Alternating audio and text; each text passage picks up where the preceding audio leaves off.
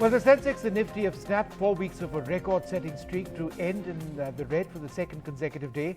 IT and private banking sectors have declined, whereas realty, metal and media shares have gained. My colleague Hiral Dadia has this wrap of all the market action. Hiral? The last day of the week, and it's clearly a week of consolidation and some bit of weakness that we saw in the Indian markets. This is a second consecutive session where we've ended lower, and Nifty ended below the 19,650 mark. In fact, an intraday trade, it also went below those 19,600 levels, but almost 100 points recovery is what we saw from the day's lows. The Sensex ended with cuts of almost 120 points in trade today.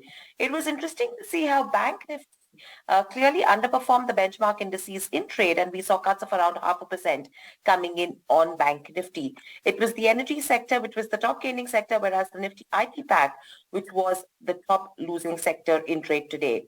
Private banks also declined. Apart from that, if you see in terms of broader markets, both of them added 0.5% in trade each, and clearly there was outperformance coming in from that end. In terms of the market as well, clearly the advanced decline ratio was pretty much 50-50, though we did see a lot of individual stock-specific action on the back of the earnings overall in today's session. Let's quickly look at the top gainers in terms of Nifty 50. Majority came in from the power pack, so you have NTPC, Power Grid, Apollo Hospitals, Adani Ports and M&M, and Bajaj Finserv, HDFC Bank, BPCL, TCS and HCL Tech were the top losers in trade today. In terms of stocks that were reacting to numbers, so you had names like IOC, Route Mobile, M&M Financial Services, as well as Motherson Sumi. These were few names that reacted to numbers in today's session.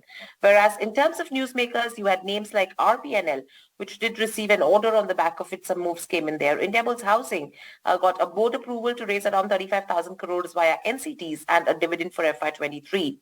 Your third IPO actually closed today with a subscription of almost around 10.76 times. So overall, yes, it was a day of heavy news action. A lot of news stock specific reactions is what we've seen, but clearly the markets have been a downer in today's session, and clearly in terms of the first day of the series, we've started on a weak note. Back to you. While the first quarterly numbers of Indian IT firms were a mixed bag, the sector is staring at a turbulent fiscal ahead. Profit of most IT firms have taken a hit. The guidance by these companies for the rest of the fiscal doesn't provide much succor either. Tushar Deep Singh is with me at this stage. For this review of the IT sector's performance this quarter, what are some of the big concerns, Tushar? For Tech Mahindra's CP Gurnani, April-June was the toughest quarter in 5 years. His peers at some of India's largest IT firms won't disagree with that assessment. India's top-tier software services firms, TCS, Infosys, HCL Tech, Wipro, LTIMindtree and Tech Mahindra clocked constant currency revenue growth in the range of -5% to +1% in the first quarter of the fiscal ending March 31, 2024. That compares with the double-digit sequential growth seen a year ago. That's dismal. Their guidance for the rest of the fiscal doesn't provide much succor either. IT bellwether TCS, which doesn't quantify its growth expectations, said double-digit growth targeted earlier was out of the question. That was still okay until a shocker from its closest rival. Infosys, the other bellwether, has slashed its revenue growth guidance to 1 to 3.5% for FY24 as against 4 to 7% predicted at the end of the previous fiscal. A gauge of India's top 10 IT stocks perhaps best captures the incoming pain. Clearly, India's $245 billion IT services industry has come off its pandemic highs when digital transformation deals were available dime a dozen. Deal making has slowed to a trickle now. Persistent macroeconomic headwinds in the US has clients cautious on their IT spends. Discretionary spending has dried up. Only long-term cost efficiency deals are coming in, that too with a lag. Deal making isn't meaningfully converting into revenue. That's affecting operational profitability as well. JP Morgan, in a note released on June 15, had warned of a longer than expected slowdown, even a complete washout in FY24. That seems like a reality now. Lal Path Labs stumbled in trade after a dismal set of numbers in the first quarter. The company's first quarter profits slumped 90%, missing analysts' estimates. On the other hand, the diagnostic chain Dr. Lal Path Labs reported a healthy quarter. The profit and revenue surged and the margins expanded. BQ Prime spoke to the management of both companies. We are investing because we have conviction. Sure. We have visibility. People who have conviction, if they stay with us, they will get benefit. Most certainly. What happened in FY21 will happen sometime in the future. I will not tell you when, because that is when we invested in formulations in 2015, just 2016, the year of IPO, nobody gave any benefit because of our investments into formulations. Our OPEX, we are expensing about 150 crores of OPEX in our numbers, expensing those. Nobody gave a dime benefit for us. Similarly, we are spending huge CapEx, huge OPEX, recruiting people, expanding diversifying our business base. If people don't have conviction, or people don't have confidence on our ability to do, that's up to them. So we have no way to influence their conviction or confidence. On the revenue side, we have said that we will like to come back to our pre-COVID revenue levels, which is double-digit revenue growth. We have already seen the Q1 coming, doing that, and we hope to sustain and build further upon it as we move forward. Second is on the margin profile as well. We have said that we would like to go back to the pre-COVID margin levels. Our Q1 results very clearly show that we are kind of not only met but bet the number. But when you look at the future, what we are very conscious about is that we also reinvest back in the business. On advertising, on doing a lot of research work, and on digital and IT work. So what we will do is to build the margin profile and reinvest back in the business. And for sure, we'll kind of meet the pre-COVID margin levels of 25-26%.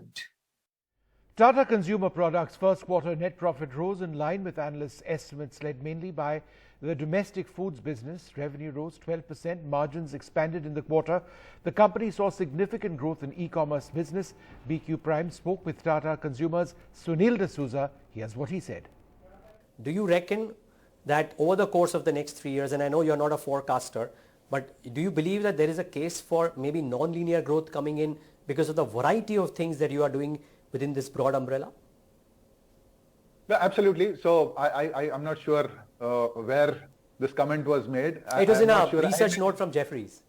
Okay, so I'm not sure I made the comment as specific as this, but... No, you did. Yeah, it is their thesis, sorry.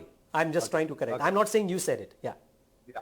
So here's the thing. The whole reason why Tata Consumer was formed was to fulfill the FMCG aspirations of the Tata Group and put the company right up there when it comes to the pecking order of FMCG company.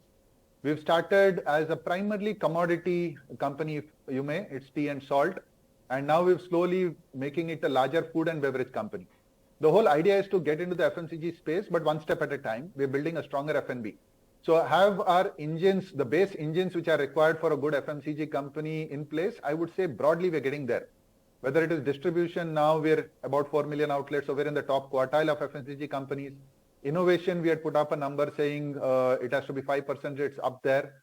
A&P, last quarter India was 7.1%. We've improved 50 bips versus same quarter last year. So we're firing up our marketing and branding spends per se. And we built capability, whether it is in digital, whether it is in operations, etc. So I think broadly we built our muscles. We are still not, I would say top of the class, getting there. And now the focus has to be both on organic and inorganic growth. The hospitality chain Indian Hotels Company has posted a rise in net profit and revenue. The management is optimistic about the coming quarters, with the company expecting the pace of demand driven by domestic consumption. BQ Prime spoke to Puneet Chatwal of IHCL. Here's what he said. The rest of the year, the same. It could be higher given all the events that are coming. There is a Miss World, there is a G20, there is a B20, there is World Cup cricket. We are expecting the foreign tourist arrivals at some point to go back to the pre-COVID level and at some point to exceed that level. So I think the best is yet to come, and second half is obviously the best position for it because of all the events happening at that time. However, having said that, we are seeing relatively stable business on the books and increase in bookings. The window is very short. The booking window is not, the way we used to book hotel accommodation maybe 5 years ago or 7 years ago. So I think the booking window keeps getting shorter. So I think what we can say today of whatever has happened in the last 4 weeks of July is positive. What I can see in the next 4 weeks looks also positive. And definitely second half with all the events happening should be positive for the entire sector. And within the sector, if we are the largest hospitality ecosystem, we are very well positioned to benefit from it.